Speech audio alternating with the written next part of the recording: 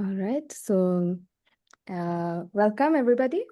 And as you know, we're at the seminar series, the online seminar series of the Working Group 1 of the Relativistic Quantum Information Cost Action. And our working group is dedicated to understanding the interface between quantum information and quantum field theory. And the hope is to have these online seminars once every month, except during the holiday season. And so we're very happy today to have with us Pablo Arrighi, who is a professor in computer science in Paris-Saclay and the research director at the Quantum Computational Structures team at INRIA. And he works on the interdisciplinary interface between theoretical computer science and its applications for questions in theoretical physics. And I think today's talk, where he'll tell us about quantum cellular automata and their applications for quantum field theory and especially quantum electrodynamics, will be a very good example of that kind of interdisciplinary connections that he specializes in. So I very much look forward to that. So Pablo, please, whenever you're ready. Feel free to. Okay, so thanks a lot for the invitation, the introduction. This is going to be about quantum cellular automata, which you can just understand, if you like, as discrete quantum mechanics, discrete space, discrete time. And yeah, trying to accommodate quantum field theory in this framework, and in particular, quantum electrodynamics. So, if you like, electrons and photons. So indeed, I used to be a professor at Université Paris-Saclay, but now I'm a research director, so a full-time researcher at INRIA. Let me dive into the topic. Okay. So what's this quantum electrodynamics about? If I just open a textbook, try and look for the theory, I will fall into this Lagrangian with different terms. I really don't want to go into that. This is a language that I must confess I hardly understand, but it has its advantages. The Lagrangian formalism is just a number, okay, a complicated number in which you can very easily test for symmetries. And this Lagrangian will have all the neat relativistic symmetries and gauge symmetries that you want for your theory. And in particular, from these symmetries, you actually build your quantum electrodynamics theory, you justify it mathematically. That's the beauty of it. Then it's got really strong downsides because a hell of a lot of stuff is totally hidden under the carpet. If I give you the Lagrangian of some quantum field theory, there is a lot of nuts and bolts to sort out. A lot of details are not put in here. And in fact, it's only half the story because actually you need to totally discretize your theory in order to actually make it effective and be able to do any computation whatsoever. So, if you like, the advantage of this formalism is symmetries, and the big disadvantage is it's not effective. It's not really rigorous. It's not, the details are not there. Another way to present quantum electrodynamics, photons and electrons, is through a Hamiltonian. And here you just say how your electrons hop, the mass term, and then you explain how the field around introduces a phase or shakes, if you like. All right. Now, this is totally non-relativistic quantum mechanics.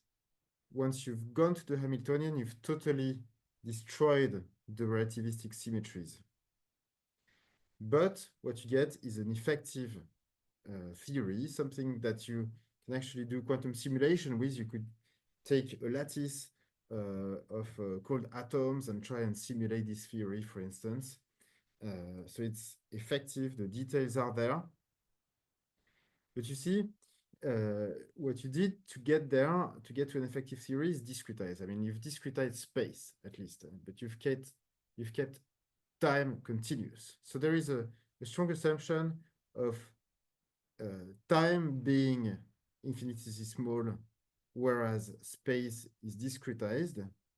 So if you do quantum simulation with such kinds of Hamiltonians, you'll get a short-lived quantum simulation. You get something that you will be able to simulate your physics for a very short time. Okay. All right, so those are the two big formalisms for quantum electrodynamics, and the aim of this talk is to tell you about a new formalism, one where you discretize space and you discretize time. And because you treat space and time on an equal footing, you have a relativistic theory. The wires here of my quantum circuits, these wires, they actually correspond to the light-like cone. Okay, so the aim is to have the best of both worlds, relativistic symmetries, and something effective, something you can actually really compute with, where you get your fermions propagating on these wires, you get your electromagnetic field on the green wires, and it's all very concrete and symmetrical. And in particular, if you do quantum simulation with such schemes on your quantum computer, you can hope for a longer-lived quantum simulation because you no longer have this assumption of a small time against the lattice spacing. All right. So the whole aim, this was just the motivation, right? Why try and formulate quantum field theories in quantum cellular automata, in these infinitely repeating quantum circuits? And now I want to tell you the story of, across the years, how we were able to actually do it. Yeah, so I want to go step by step and give you the main intuitions of how this works. Just to sell quantum simulation in general. So classical simulation is, well, just look around you, look at your, I don't know, your smartphone, your car, even likely the desks on your office. You'll find that everything has been designed on a classical computer. It's been designed on the classical computer, and then it's been built by some 3D printer or whatever industrial process, and it worked. The car worked as planned by the classical computer. Why? Because the classical computer is able to simulate all of the classical physics laws, right? And so it's able to predict the well behavior of the thing that you're designing. Clearly, we'd love to be able to do that for quantum systems, chemical reactions, just, atomic reactions, particles, fundamental particles. And paradoxically, even though these systems are smaller, well, we can't do it because, well, the laws of quantum mechanics apply, and then the dimensions of the problem blow up with the number of quantum particles. And so if you want to do that, you need a quantum computer, right? This is the whole field of quantum simulation, the whole motivation by Feynman to even come up with this concept of a quantum computer to begin with, right? And what I'm going to try and say here is how can you quantum simulate, well, very basic things like just electrons, photons, that kind of stuff. Okay. All right. So quantum cellular automata is just discretized quantum mechanics. And the first little story I want to tell you about is this theorem that dates back to 2010. This was a result with Reinhard Werner from Hannover. And the theorem tells you that if you have a quantum evolution, so a unitary evolution in discrete time and discrete space, and this discrete space and discrete time do mean something in the sense that, well, information cannot propagate too fast. Information is constrained by space and time. And so what comes out of this wire is a function of the reduced density matrix of these three input wires here. Well, then this global evolution that was taking all of these systems to all of these systems, this global evolution must break up into local unitary gates. So this has to be actually just a quantum circuit. So it's a theorem that sort of really gives you the structure of discrete quantum mechanics, and that kind of brings the physics picture here of information not propagate too fast, etc., into a more computer sciencey picture of just a quantum circuit. Okay. All right. So yeah, this is a kind of very general theorem that's sort of telling you, well, you know, if you discretize stuff, then you can put it in the shape of a quantum circuit. All right. So, okay, so let's go. Let's try and discretize stuff like the propagation of an electron. What then will be the quantum circuit that implements that? So this is the aim for me in this section. I want to try and explain how such a circuit can actually implement the Dirac equation, right? The Dirac equation is how electrons all alone in the vacuum just move. Okay. All right, so let me go a bit into the detail here. So you see at position X, I have 2 qubits. Position X plus epsilon, I have 2 qubits, etc. And these things are going to evolve in time. Right now, I'm in a one-dimensional space and one dimension of time. Okay. All right. And to begin with, for this unitary matrix, this local gate, I want to take a, well, I want to take a very simple unitary. So just notice that, okay, this gate takes 2 qubits in and gives you 2 qubits out. So it's a 4x4 unitary matrix. And right now I want to take a very simple one, which is this one. So what does it mean? It means that 0, 0 gets sent to 0, 0. Okay, what does that mean? If I have a 0 here and a 0 here, I mean that there is no particle coming in to this wire, and there is no particle coming into this wire. So there should be no particle coming out of these wires. This is why ket00 gets sent to ket00. Okay. Now, what about 0, 1? Okay. If there is no particle here and there is a particle here, then let's say it just goes at light speed, right? It just moves across. Okay. So this 0, 1 has to get sent to 1, 0. Okay, so this is why there is this little swapping of 0, 1 with 1, 0 here. Okay, and then if there are actually 2 particles, they cross. If they cross, you need to put a minus sign because there are fermions. This is a whole story that I want to come back to towards the end of the talk.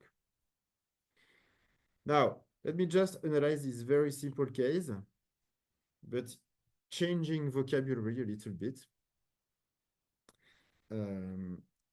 So let's imagine that temporarily that I am in the one particle sector. There is just one particle. And I'm looking actually at the particles that are that are on the red wires. So this is why I've got this plus here. This is the plus corresponds to red. And yeah, so psi plus Tx is the amplitude of the particle being at position T, at position X at time T and in the red wire.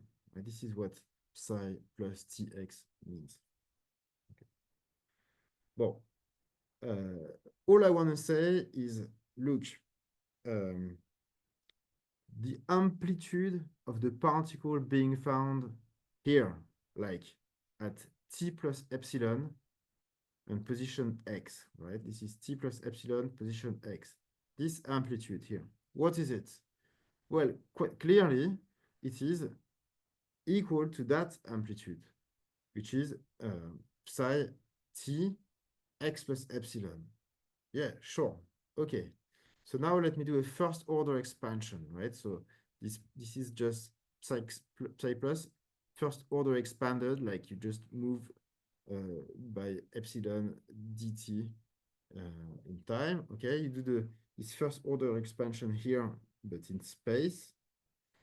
Okay, you find that there is psi plus on both sides of the equation. You cancel it, you cancel the epsilon, tac. Okay, what you get is the transport equation, right? This is just saying, this amplitude is moving at light speed towards the left. Okay, fine. Now, what about the black wires? Well, the black wires, same story. They are moving at light speed, but in the other direction, hence the minus sign. Now, you pile up these two equations, these two partial differential equations into one. Okay, you see this one has a plus and this one has a minus. So if you want to just make sure that the plus component has a plus and the minus component has a minus, you need to put a sigma z here. Okay, and this is not quite the Dirac equation, but almost. This is like this would be the equation of an electron if the electron was massless. Okay, so you're almost there. And then if you want to model the mass, you need to model the fact that, okay, sometimes the electron wants to go right, but it changes its mind. Okay, and it says, oh no, by the way, no, I'm changing my mind. I'm going to the left. Okay, all right. And that you do by changing your unitary a little bit. Okay, so what is this? C is just a cosine m epsilon. Epsilon is small, so cosine of m epsilon is almost 1. This is almost 1. So this matrix here is almost the one you had before, the one that had a 1 here and a 1 here. Okay, but there is this sine m epsilon, so this is like proportional to m epsilon. This is quite small. What does it say? It says, well, oh no, I was coming in by the left, and I decided to actually stay on the left, and so I'm changing my mind when I go to the left. Okay, and this, if you take the continuum limits in the same way as I've shown you here, what you will get is an extra term, which is this im sigma x psi, and that's it. Now you've got the Dirac equation, the propagation of an electron in the vacuum. Okay. All right. And you can actually, because you're in the single particle sector, things do not blow up already. This is something that you can run on a classical computer, and you can do you can do numerics with it, and you can prepare a kind of little wave packet and then see how your electron is going to propagate, right?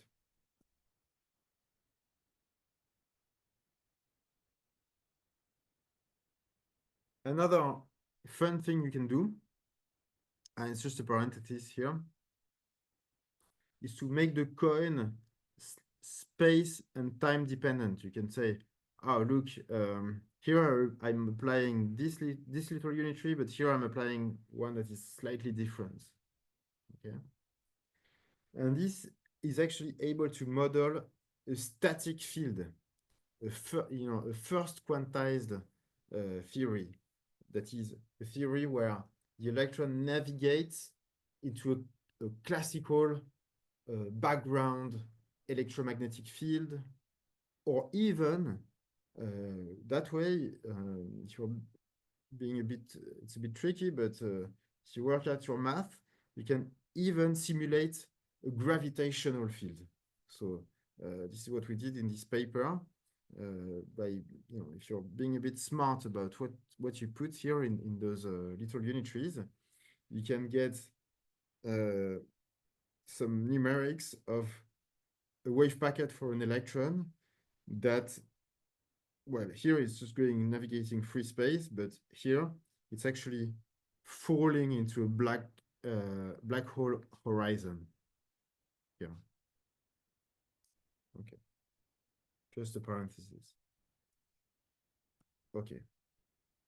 So this was the story for how to do an electron in one dimension, but it's easy to go two-dimensional, three-dimensional, and so on.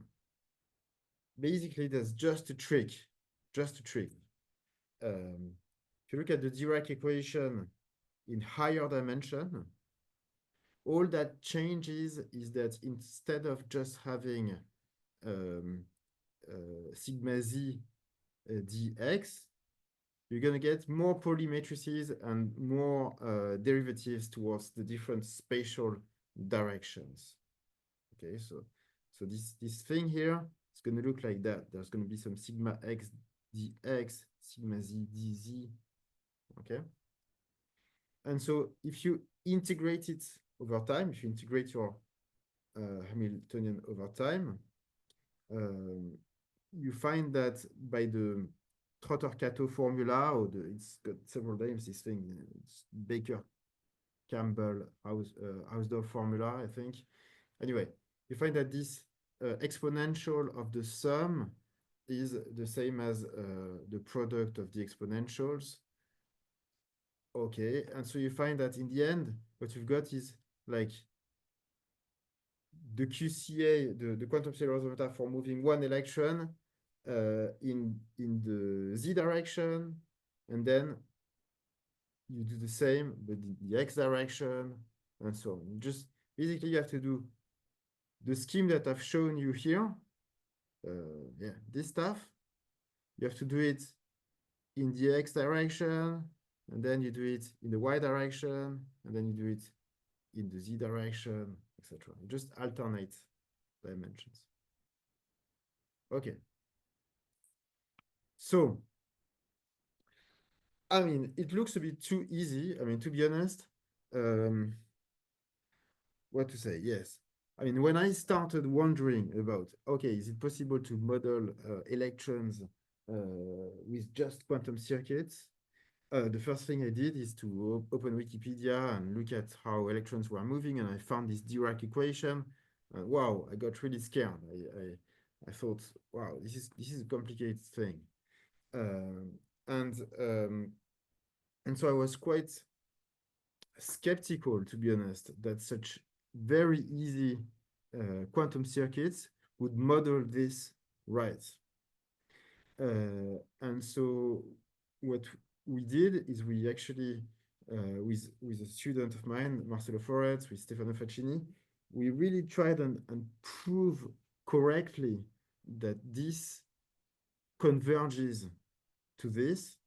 And we have this theorem that indeed the numerical evolution of the that is this quantum circuit does converge to the analytical solution of the Dirac equation in the L2 norm, which is that of observability in quantum mechanics, provided that your wave packet initially is sufficiently regular in Sobolev norm. Okay, so basically this thing and that thing, they are truly equivalent descriptions of the electron. And I find this one so much easier to understand, so much simpler. I mean, think about it. PDEs, okay, in physics we are just maybe we are getting used to it, but think about it. Your father, when he taught you to play chess, and he tried and explained how the knight would move, of course, he didn't give you a PDE. He gave you an algorithm. He said knight moves like this, tack, tack, tack. Okay? And so this is just as simple and just as nice. It's an algorithmic description of movement. And I want to promote this idea. Yeah. All right. So this is just about electrons, right? These guys, they just move and they don't see each other. There's no interaction. So what about interacting particles now? Well, for interacting particles, like putting the electromagnetic field, turns out it's amazingly simple, amazingly easy as well, at least in this one-dimensional setting. You just add these green wires. Okay, what are those? How do they behave? Well, they behave like the bouncers at the nightclub, okay? You go to a London nightclub, you have to queue, and then the bouncer at the door, as you get in, he presses a button to say, oh, +1. Now somebody came into the nightclub, okay? Then you enter the nightclub and you realize there is no one and there was really no need to queue. That's a different story. So as you come out, because this nightclub was boring anyway, as you come out, the bouncer presses another button and it goes, oh, -1. There is one less person in the nightclub. That way, with his counter, he knows exactly who's in the nightclub. Okay. All right. So this is what's happening here. Whenever an electron moves that way, this goes +1. Whenever an electron moves that other way, this goes -1. Okay. And then what do you do with these counters? Well, at each time step, you put a phase, which is just, okay, I forgot to correct that typo. The squared here is on the N, not on the G. But anyway, you just put a phase that is proportional to the number that's there sitting on the wire, this little n, just square it, and you put a phase that's proportional to the square, and that's it. This is the electric interaction. And you can actually use that to explain that, the electrons will kind of attract each other. Okay. So, all right, but why? Why would you do that? I mean, it's kind of strange, this idea of adding green wires. Why on earth? Okay, because part of the story in physics is not just to model reality with equations or such models, but it's also to try and see the beauty of it, like see how this could come up from a symmetry argument. Okay.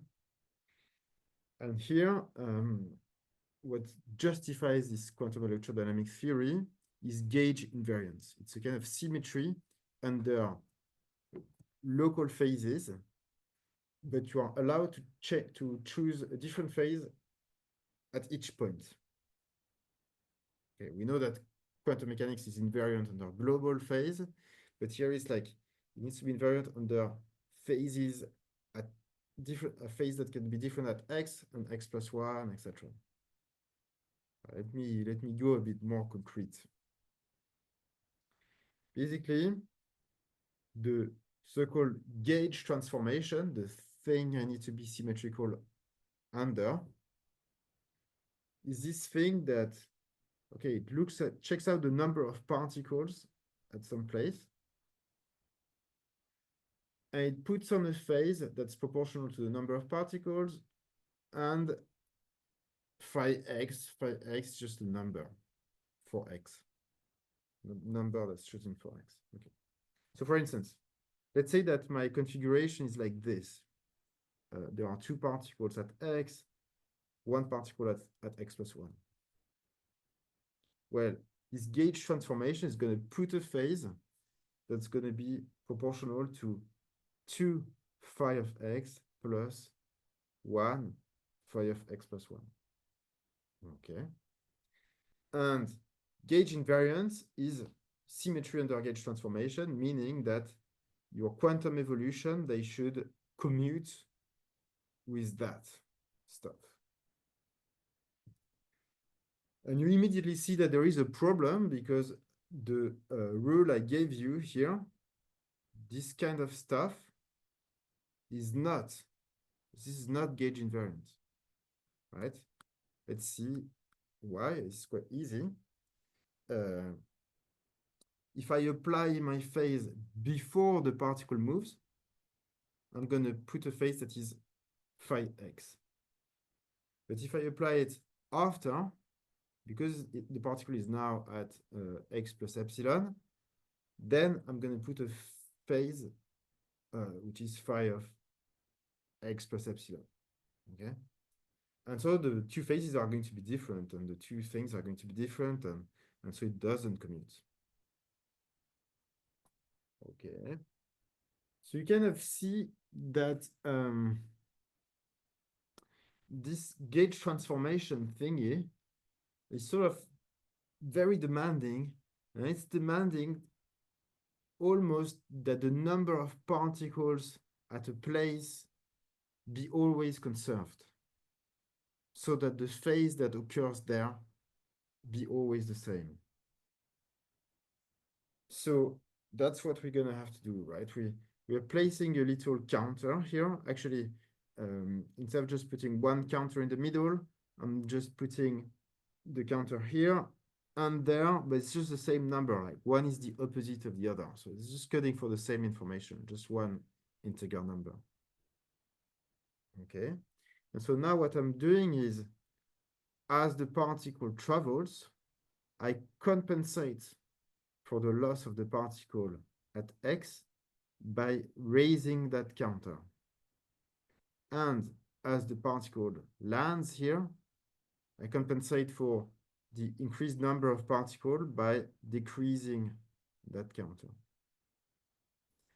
And now, of course, this is going to be gauge invariant, because basically this gauge invariant is putting a phase that is just counting the number of particles sitting here. And so because now I compensate for the loss and gain of particles, you can just work it out, but these phases, they're exactly the same, of course. Okay. So U1 gauge invariance is basically just telling you, look, you need to have an extra field here on your links that's compensating for the loss of particles, so that at every time, you always have the same number of particles at each x. So per site number conservation. Okay. So this is how you get to having a bouncer sitting at each link. Okay. And yeah, this motivates this theory. All right. Now, yeah, something I want to say is this.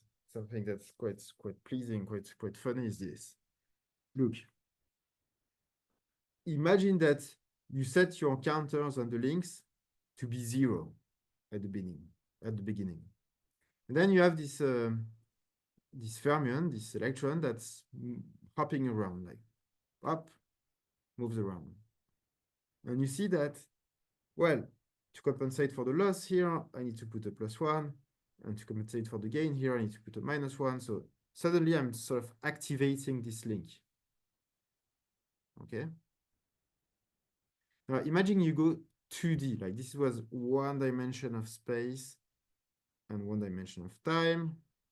But now I just look at space, and it's a 2D space now, but it works the same, right? So if I have an electron moving, it's going to activate this link, and then it's going to activate this link, and activate this link, And you see that whenever there is an electron, there is a line of activated links that sort of follows it, a trail, okay? And this is the idea that an electron is a charge. It's a charge that sources the electromagnetic field. And yeah, so this is a gauge field line, if you like. Okay. All right. So let me continue with this theory because yeah, there's a few more complications because, you know, this line here, it doesn't just stay there. You know, you have an electron propagating. Okay, it doesn't leave a static line behind of its full history, right? These lines, they jiggle. They have their own dynamics, and this is what the magnetic term does. So yeah. So the way they jiggle, basically, yeah, the way they jiggle, all I want to say is this. If you have a gauge field line that is like this, tack, tack, to make it jiggle, you can just move it across a plaquette like this. And this is what this operator does. Yeah, there's a question, I think. Thanks, Pablo. Just if I could ask a clarificatory question Yeah. about the previous part on the electric term. So yeah, just to I would like to understand a bit better what this n is exactly counting. So to make sure I understood that correctly. So is it right to interpret it as not necessarily counting the number of particles at that site, but it's also keeping track of whether there was a particle and which way it has moved somehow the plus n? Is this a way to sort of interpret this? This n here. Okay, this n here, you should really think of it as how many particles have I seen crossing that line? But in a kind of signed manner, like if the particle comes out, then I diminish. Okay. Okay. But on the other hand, what you say is also true in the sense that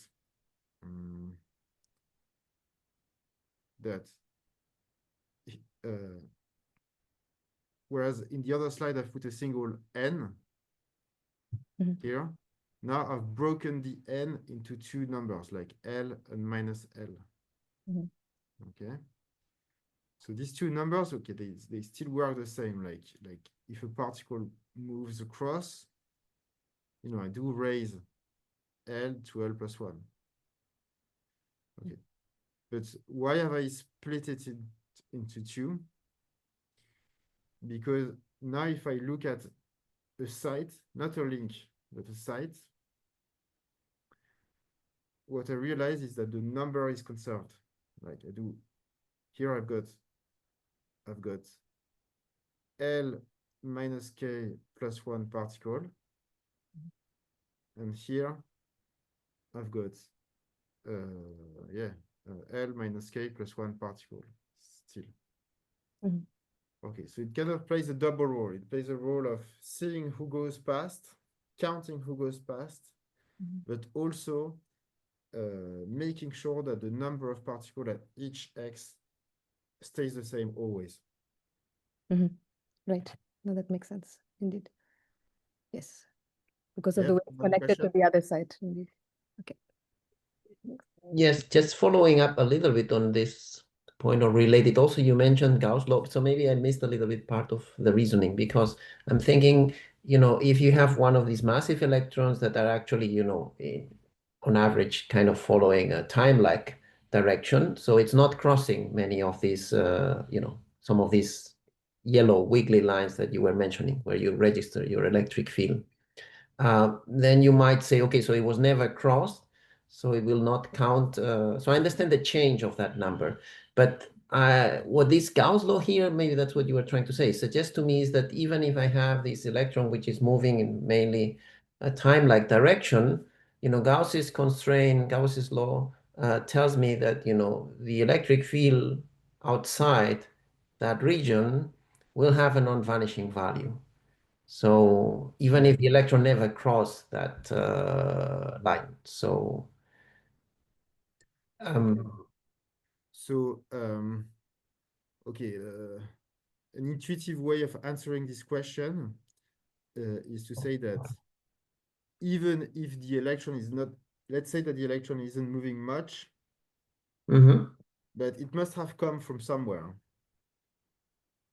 Okay, and so this whole line, it still has a whole line trailing behind it because it came from somewhere earlier on. Okay, that's one way to say it. Okay. Okay, another way to say it is actually the initial states that you should take in theory are ones where each electron has an infinite field line starting from it.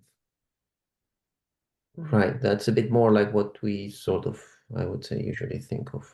Yes, so you set it up, that constraint is set up in your initial conditions in some sense, in the usual language. Yeah. Okay.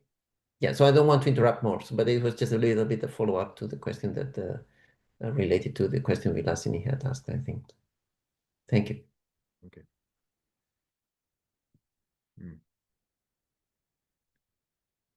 Okay. I mean, this question of the choice of the initial sector is a bit tricky, to be honest. If, for instance, if you want to model pair creation, then you want a kind of Dirac C. And if you want a Dirac C, you need to actually put some particles already that do not have the gauge field lines. Yeah, you're not really forced to do that. You're not really forced by the mathematical symmetries to associate to each fermion a gauge field line. But what you have to do is to preserve the sector in which you start initially. If you preserve that sector, you will see that whenever they move, they create lines. Yeah, so it's a subtle point, this one. All right. So I was telling you just that here I want to go relatively quickly on this magnetic term. I was just telling that these lines, these gauge field lines, they jiggle. So this thing can jiggle to here. That way, the thing still is local. And the way to model that is, well, on each link, you had a number. And what you can do is just lower them all or raise them all. Actually, that's not true. You need to lower one and raise the other. But if I flip this direction, then it's a bit like I'm lowering them all or raising them all. And the way you do that is like through a quantum. You can do that. You can implement that with a quantum walk. So it's like at each plaquette. Yeah. So by plaquettes, I really mean like this is 2D space. Those are the sites. And the plaquette is the stuff that is in between the sites, right? Like here. At each plaquette, you do this quantum walk that jiggles the electromagnetic field. Bon. Okay. And that's like, that would be almost the entire story, except that there is this very weird stuff about fermions versus qubits that people should really complain about, because right now I just presented it as if everything nicely fits into this qubit framework, but okay. So let me try and and make the problem a bit more precise. Okay. So right now, if I have an electron that's hopping from state X to state X plus 1, well, what I do is, here I had a ket 1, and then I'm going to get a ket 0 here. Okay, so what does that? What is the operation that does, bra ket 1 into, bra 1 ket 0? That's the annihilator. Like I annihilate the fermion at X, and I create it at X plus 1, X plus epsilon, X plus mu. Sorry, different changes of notation here. But yeah. So this is the transport. In black, you have the transport of the electron. You annihilate it here and you create it there. Okay. And in red, you have this operation that sort of raises L to L plus 1. Now, what textbooks tell you is that these annihilation and creation operators, they need to anti-commute. They need to anti-commute. Whereas this raising and lowering of the field, of the counter of the bouncer, these things, they need to commute. Like they nicely behave like qubits. In finite-dimensional Hilbert systems, they're bosonic. This is basically a bosonic field, whereas this is this is fermionic. Okay. All right. So, how are we going to do that? Well, let me remind you about the Jordan-Wigner transformation. Jordan-Wigner transformation is how to make this creation of fermions to anti-commute. Okay, so what does it mean? I mean, it means like, okay, look, I'm going to create a fermion at X, and then I'm going to create a fermion at Y. All right. But when I create a fermion at Y, what I do is that I don't only create a fermion at Y. What I do is that I apply some sigma z operation. I mean, I put a -1 if there is a particle before me in some order that I decide. Like I decide that Y comes after X.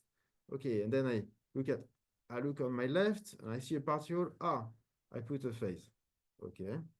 So this is this modified creation operator that is the Jordan-Wigner transform. Yes. Now let's say that I do it in the other order. Like first, I create my particle at Y, and there is no one on my left. So I don't put a minus sign. And then I create the particle at X, and there is no one on my left still. So now, if I do this in this order, then there is no minus, there is no phase. And you see that implemented that way, these creation operators, they anti-commute. This is a Jordan-Wigner idea. Okay. Now, what as a quantum information scientists, which in my case, we may really dislike about this is that it makes it look like creating an electron is a very non-local thing. You sort of need to look at a whole half space before you and count the number of particles and put minuses. Looks like a really non-local thing. Right. So first of all, I want to say that actually, don't worry. In 1D, first of all, in 1D, this stuff is really not a problem, not an issue. Let me tell you why. Well, because the theory, the quantum electrodynamics theory, it doesn't create an electron path out of the blue, and then you have to put this sigma z behind. No. The electrons, they are conserved. They are here and they are conserved. All they can do is move, okay? And so now let's look at an electron moving, like this guy just hopping here, all right? So how do I model this hopping? Well, we said that you have to annihilate the fermion and create it here, right?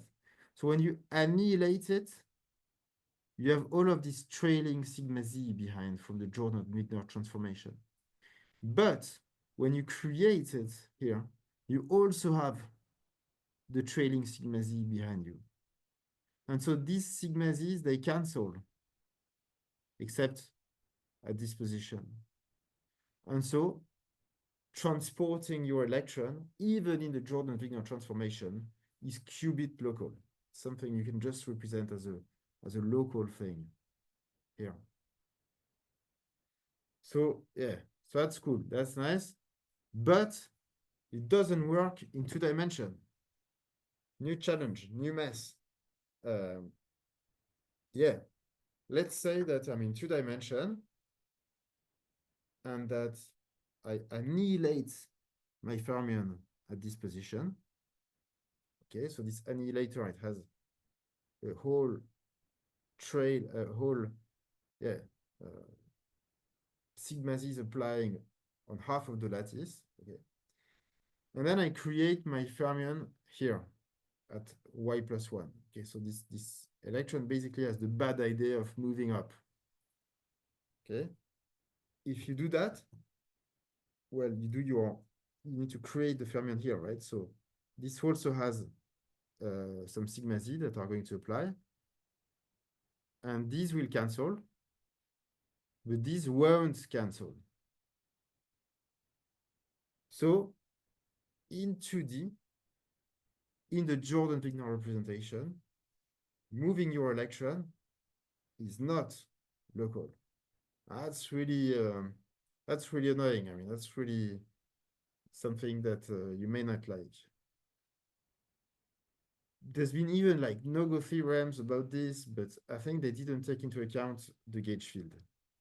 The point is, here we're not studying electrons all on their own. We're studying electrons with the gauge field they cause. All right, so let me go back to this. Let me decompose this V operator into 2 smallish operator, one that sort of raises the L to the L+1 here, and the other one that lowers the minus L to the minus L minus 1 here. Okay, so this V is you know, there is something that raises and something that lowers, so it decomposes into a S dagger and an S. Okay. And this S's, I will give them a tail of sigma z as well, just like in the Jordan-Wigner transformation. So whenever I apply one of these, I also apply a whole trail of sigma z. Okay. And the way this works exactly is that, yeah, basically these people, they just count the number of particles and they put a minus. But now I don't want them to count just the fermions. I'm going to have them count also this L, this little L and minus L. So whenever they see something like this, they put a phase that is telling you whether it's an odd or an even number, basically. Yeah, right. It just counts the particle. Okay. All right. So now, if you do that, you realize that the whole thing is qubit local. Let me prove why. Well, we said that, you know, to move your fermion into annihilated, raise the thing on the link, you know, these two registers, and then you create it in the next position. we say that, okay, this really decomposes into two local stuff, right? One is annihilating and modifying the local L. So it's like this thing, you annihilate and you modify the local L. And then it's the other one where you create and you modify the local L. So let's just focus on one of these. Okay. What it does is it annihilates the fermion that's sitting here in this big circle. And it's got a whole bunch of trailing sigma z.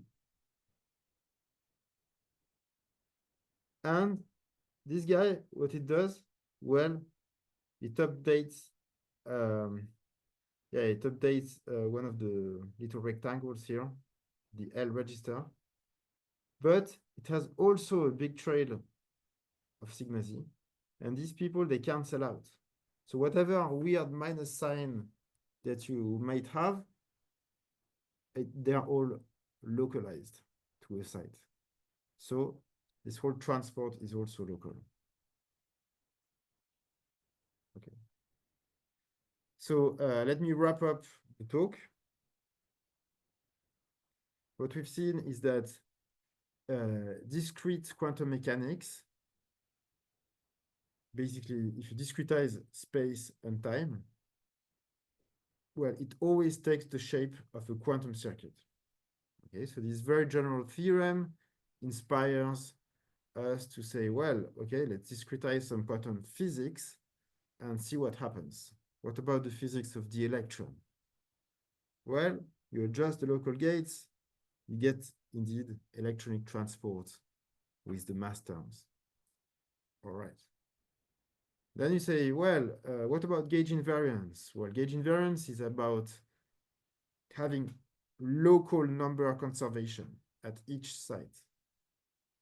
So you need to add sort of counters at each site to enforce this. And these counters, they will create a kind of trail behind the electron. Those are the field lines. The electric term is just a phase that's proportional to those numbers, to those gauge field values. And the magnetic term is just a local jiggling of these gauge field lines. All right. But quite unfortunately, the whole thing has some anti-commutation properties that you need to implement, which force you to put some minuses in some strange ways. Fortunately, you can do this locally. All right. So perhaps just I'm more or less finished. All I want to say now is that what you can do, therefore, is to really cast quantum electrodynamics, at least the dynamics of it, because there is the whole problem of finding ground states and so on, which is quite another issue. But the dynamics of it can really shape it nicely in this quantum cellular automata framework, in a way that is both relativistic and effective, that is efficient for quantum simulation, likely. Okay. And so this raises hopes that perhaps for other quantum field theories, we can do the same. And in fact, we are looking at SU2 gauge symmetry theories as I speak with some colleague, Pablo Arrighi, and a PhD student, de Wukan, Bakir-Suglu. And so the hope there perhaps is, okay, simplicity. These theories are, I think, more explanatory. Formalism, I mean, they're perhaps clearer as well. We're just fixing every detail as we describe this circuit. And we may also hope that they are better behaved in some other sense, like fixing some problems of convergence that you may have in quantum field theory, or unitarity, which isn't always explicit when you just throw a Lagrangian and demand for some Feynman path integral on the Lagrangian. Yeah. So that's it. That's my talk. Thank you very much for the interesting and clear talk, Pablo. Do we have any questions from the audience? Yeah, so I think Albert has a question. Go ahead, Albert. Yes, so I have very interesting thought-provoking talk. So I have a few questions, but let me, so maybe some more general about the relativistic symmetries. But before that, maybe just one detail related to the last point you were discussing on the, the Fermion statistics and so on. So if I understood correctly, in this case, the fact that you had the gauge field was very helpful to recover locality. But I was just wondering, in the continuum limit, you don't need a gauge field to have a local description for your fermionic fields.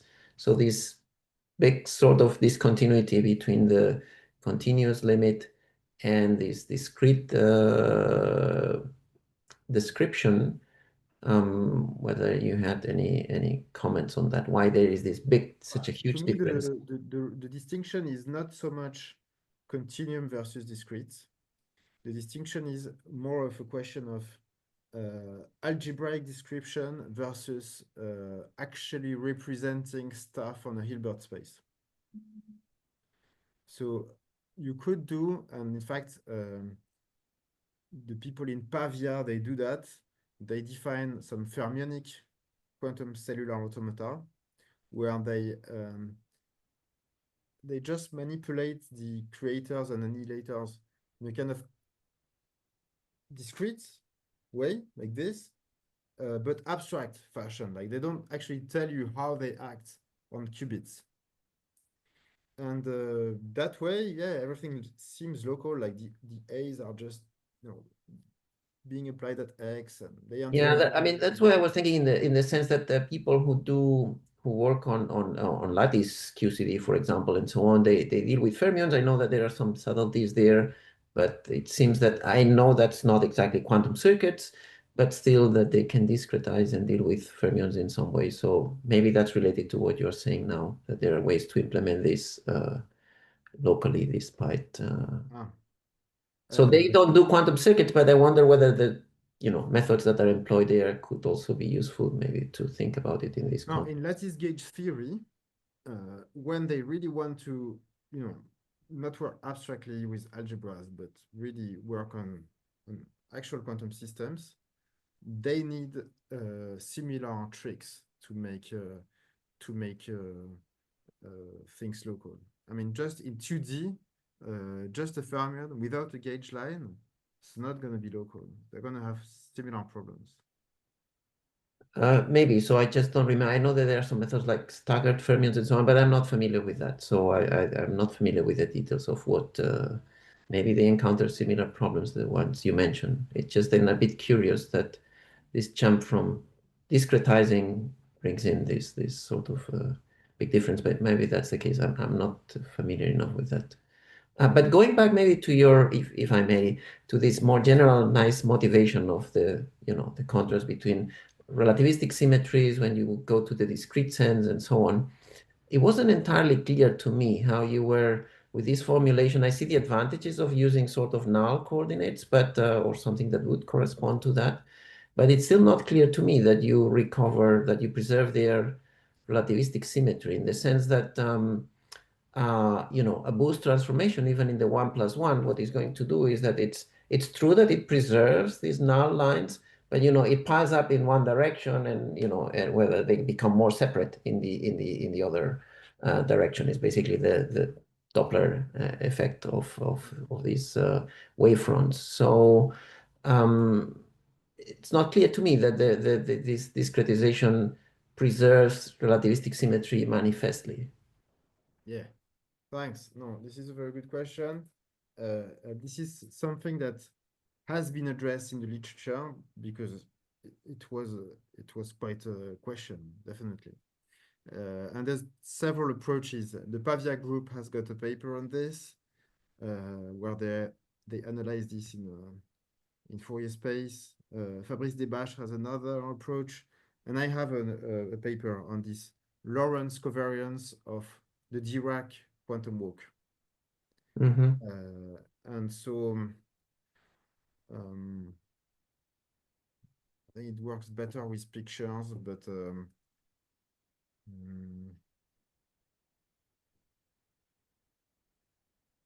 yeah.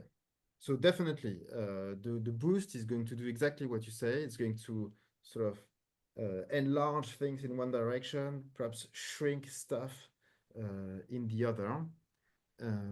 And what you can prove is that if you get a sort of more refined lattice that fits the shrank guy than the enlarged guy, well, the enlarged guy, what you do is you just put more gates there. Just put more gates. Just fill in the gaps. In this refined lattice, you can run a QCA that is actually just the same as the other QCA. You need to rescale the mass because you've just refined your entire lattice space-time scaling. So this is like a conformal transformation. So you need to rescale the mass there. But the point is, just the same laws of physics at this refined level will simulate the unrefined Lorentz boosted guy. Just doing this really with the hands. It's another paper. It's like another talk, what you're asking. I mean, the concern, or one of the concerns, is that once you include interactions and you really do the full quantum theory with nonlinear interactions, the electromagnetic field and so on, then you are in the usual language of maybe effective theories and so on, you are going to generate all these, through radiative corrections, all these additional terms effectively for the low energy description.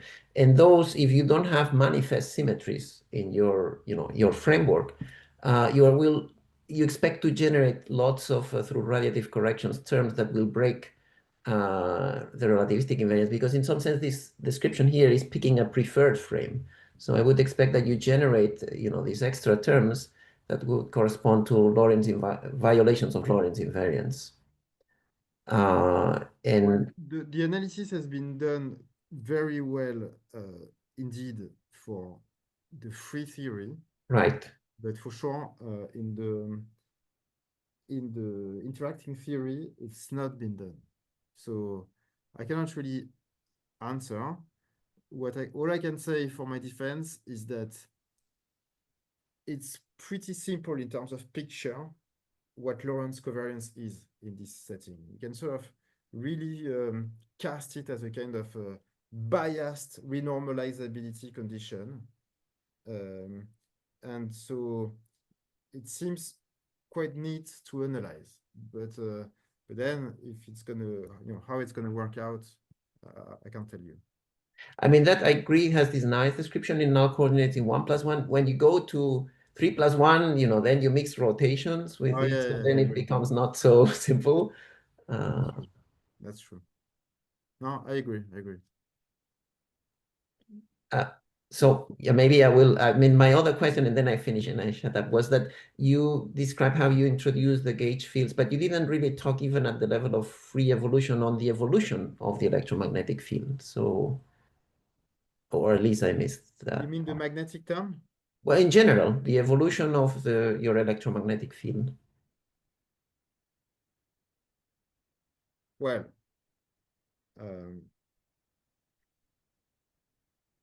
my understanding is this, that for instance, you take the Kogut-Susskind Hamiltonian. These terms are all about how fermions move. Okay. So then I get. So what you're saying, these two terms, so those are the ones that are governing the dynamics of your electromagnetic field. I would agree. But then basically those are just kind of, you were motivating the structure in the other cases. These ones here, well, maybe one could also motivate them, but these terms you would include to govern the dynamics of the electromagnetic field. Yes, I see. Okay. Yeah, the only one that really shakes the lines, the electromagnetic lines, is this one. It's the magnetic term. So it's the thing that says you have the line like this, and you can puff, you can do this. You do that with some amplitude. Yeah. Okay. These Yeah. terms, I cannot really motivate them by symmetries. They need to respect the symmetry, but and they need to be, they are local and so on, but I haven't seen anywhere a proper argument of why it should be, other than wanting to model actual physics, why there should be a squared here, for instance. So why? Okay, thank you very much. I'll let others ask further questions. Okay. Do we have any other questions? Okay, if not, Pablo, if you still have some time, can I ask a question? Sure. Yeah, thank you. So yeah, it was very interesting to see how you can really get the the QFT and QED dynamics in terms of QCAs, especially this kind of discrete quantum circuits.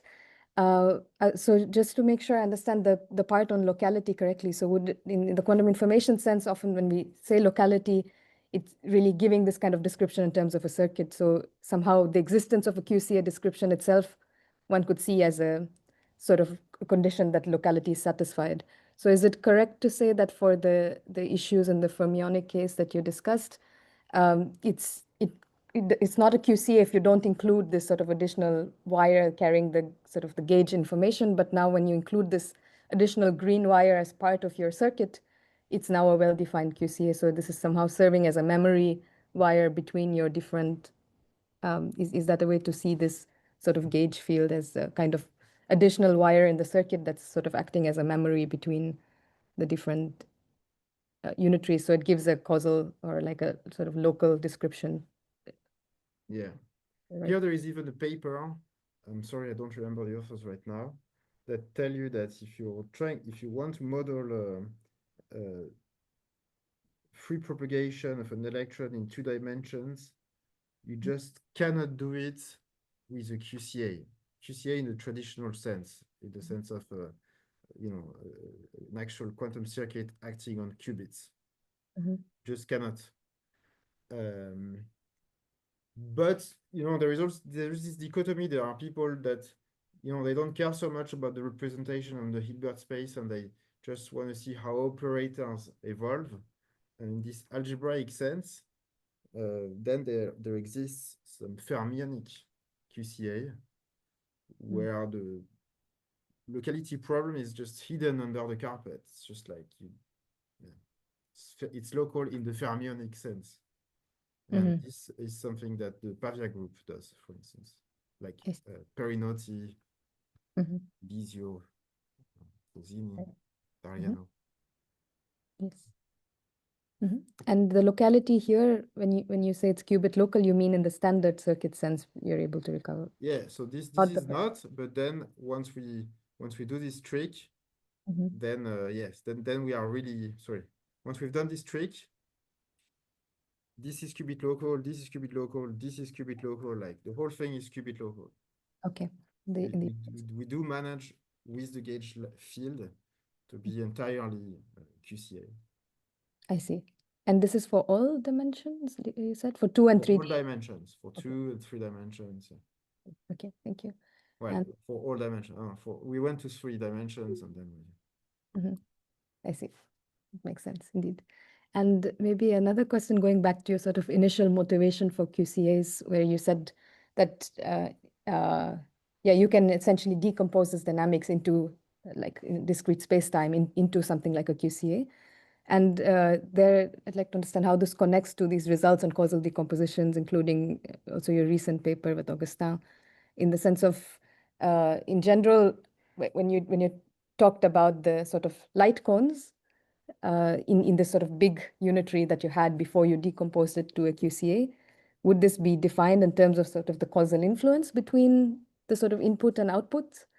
Or are you thinking more in terms of sort of the locality of the Hamiltonian or something like Lieb-Robinson type bounds? And under what conditions does the sort of QCA decomposition exist? Because I guess this would connect to this kind of causal decomposition problem. Yeah, just so I'm definitely not thinking of Lieb-Robinson. Okay, if you have a Hamiltonian and then you integrate it over time, then Lieb-Robinson is going to give you some kind of a loose bound on who is allowed to influence whom, but it's actually not even exact. It's kind of approximate and tailing off. This is not what we're looking at. We're looking at saying, look, this is really an epsilon of space, and this is really an epsilon of time. And so really, you can only signal to this guy. And this guy is too far. You would just break the speed of light if you are going to signal to this other guy. So this is really strict locality. Right. In 1+1 dimension, you are able to decompose this guy into a quantum circuit that's totally that is indeed a causal decomposition in the strict sense, and where the circuit is really making explicit who is allowed to influence whom, and so for instance here I see that I can go from this wire to this wire, and indeed I can. I mean, it's not that the circuit suggests I could, but in fact I won't. No.